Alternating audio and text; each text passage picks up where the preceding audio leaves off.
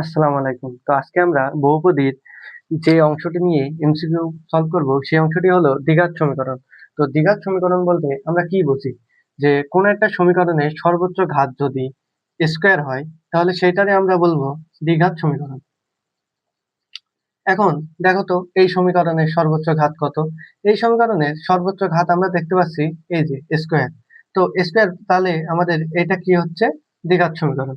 তো এইটাই হলো আমাদের দ্বিঘাত সমীকরণের আদর্শ রূপ।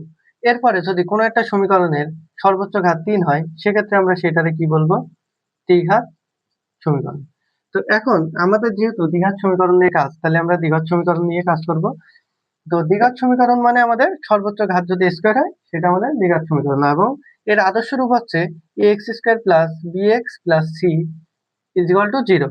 তো এখন আমরা যদি এটার আলফা বিটা মূল বিশিষ্ট সমীকরণ বের করতে চাই তো সেই ক্ষেত্রে আমাদের কি হবে? x square minus X into alpha plus beta plus alpha into beta is equal to 0। তো এখন এই যে আলফা বিটা এইগুলোর মান বের করার ক্ষেত্রে আমাদের কি করা যায় সেটা আমরা করতে গেলে এইটার সাথে যদি তুলনা করি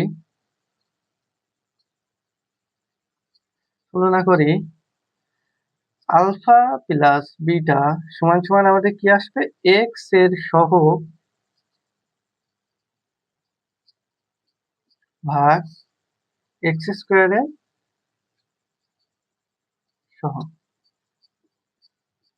এরপরে আলফা বিটা সমান সমান আমাদের ধ্রুবক,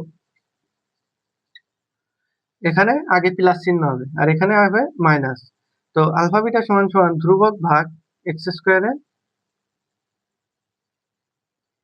সহগ।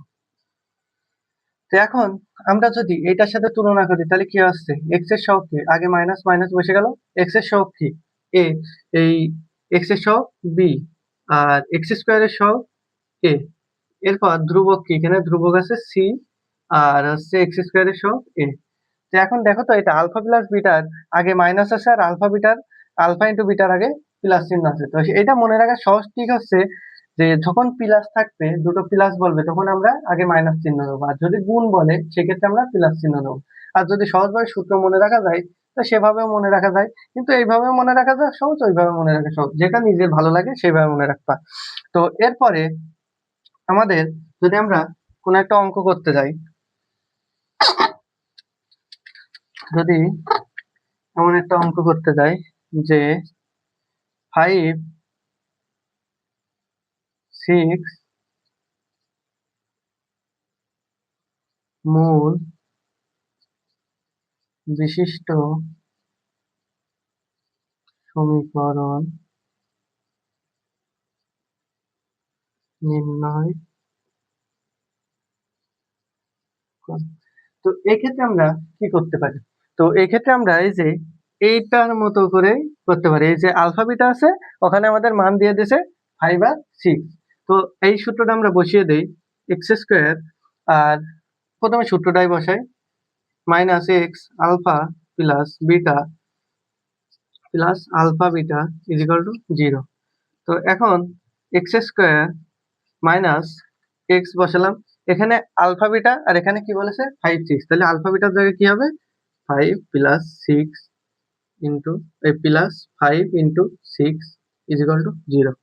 তো এক্স স্কয়ার মাইনাস এটা কত হচ্ছে 11x প্লাস 530 0। তো এইটা হলো আমাদের 5, 6 মূল বিশিষ্ট সমীকরণ।